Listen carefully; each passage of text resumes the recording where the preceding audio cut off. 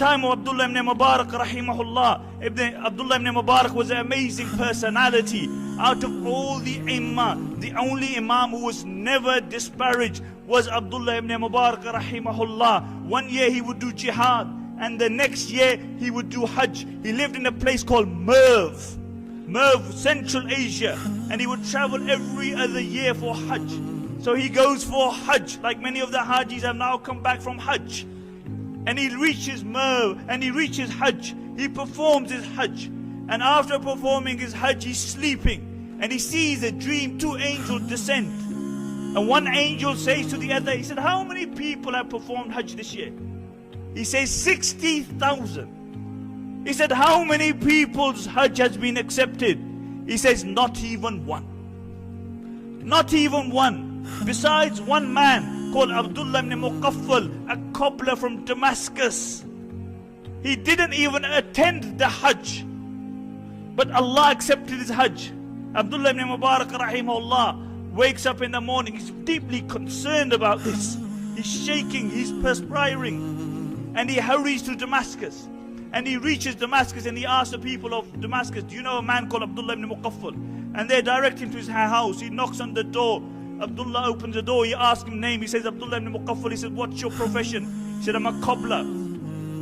So he says to Abdullah, he said, I want to ask you a question. I saw a dream, and I want to ask you about this dream.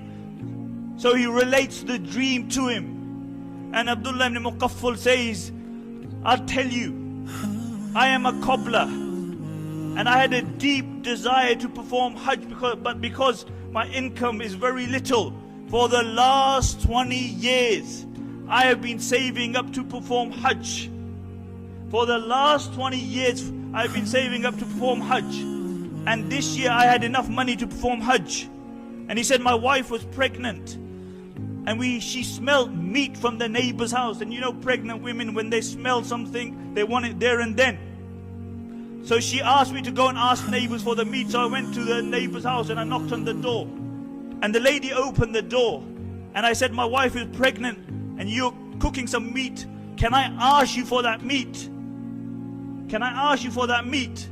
And the lady said, the meat is halal for us, but it's haram for you. And Abdullah bin Mubarak said, how's that? Halal for you and haram for us? And the lady said that for many days my children have had nothing to eat. They've been starving. And today I was walking on the street and I saw a dead donkey, and I cut the meat from the donkey, and to feed my children I came, and the meat that I am cooking is that meat of the donkey. So it's halal for us and it's haram for you. And Abdullah bin Mubarak says, I went home. I bought all the money that I had gathered for 20 years and I gave it to this lady, and I said, this is my Hajj. He didn't even perform Hajj, but Allah gave him the reward for performing the Hajj.